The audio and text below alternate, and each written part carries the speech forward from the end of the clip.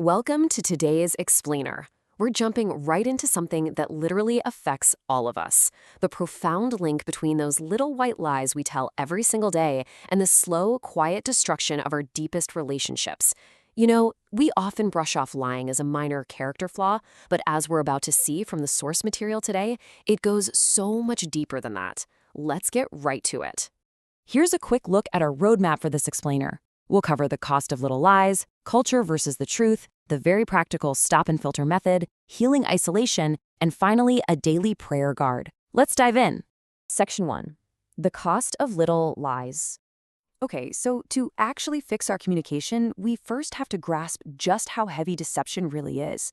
And it's fascinating how Jesus seamlessly connects murder and lying as two sides of the exact same coin.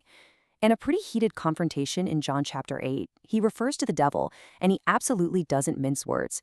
He links being a murderer from the beginning directly with speaking a native language of lies.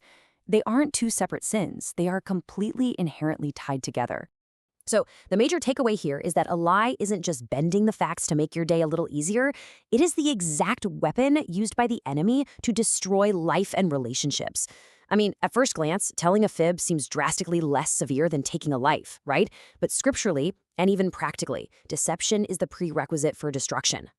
And this really shows us how deception operates on multiple devastating levels.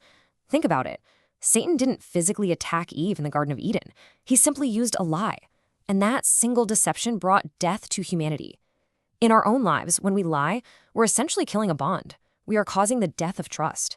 And historically, even physical harm almost always starts with a false narrative. Deception is literally the ultimate setup. Moving right along to Section 2, Culture versus the Truth. Let's look at how this plays out in our everyday lives because, let's be honest, we're practically conditioned to lie from this sandbox onward. Culture tells us, hey, it's just a little white lie to protect their feelings. But Proverbs 12 tells us the Lord detests lying lips. Culture says exaggerating on a resume is just playing the game, but Scripture says a lying tongue lasts only a moment. We've categorized lies into harmless versus bad, but to God, who is truth, there's no such thing as a simple lie. A small leak sinks a ship, and a small lie compromises the absolute integrity of our soul. And the result of all this cultural conditioning? Well, it's basically a modern infection. We curate these perfect false realities on our screens and in our interactions. And the devastating result is deep isolation. Why? Because you absolutely cannot be truly loved if you are not truly known. It also breeds crippling cynicism. When everyone lies just a little, we stop trusting the news, our leaders, and even our own families. The death of truth leads straight to the murder of community. So how do we fix this? We all do this to some degree to protect ourselves, our egos, and our comfort. How exactly do we break this destructive habit and unlearn a lifetime of lying? Which brings us to Section 3, the stop and filter method. This right here is the absolute core of today's explainer, a totally practical framework to retrain your tongue and your heart. And I want you to really absorb this. We don't just magically stumble into becoming truthful people. Since we've been practicing deception our whole lives, we have to intentionally practice the truth. The book of James calls the tongue a restless evil. Well, the stop and filter method is how we tame it. It's an intentional pause to run your thoughts through a scriptural filter before a single word ever leaves your mouth. So here are the 4 crucial steps to make this work. First, you pause before you protect. When you feel that urge to drop a quick lie to avoid an awkward moment, you just stop. You catch your instinct trying to protect your ego. Second, you assess the motive. Third, you deliver the truth with grace. Because remember, being honest doesn't mean being brutal.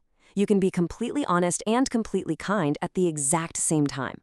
And fourth, you clean up instantly if a lie happens to slip out. Let's zoom in on step 2, identifying your motives, because this is where the real heavy lifting happens. When you hit that pause button and feel the urge to lie, you have to ask yourself, why am I so afraid to tell the truth right now? Is it fear of rejection? Are you afraid of the consequences? Or is it just sheer pride? Exposing that root motive and actually naming the fear robs the lie of its power. You suddenly realize you're using the enemy's language just to protect your ego.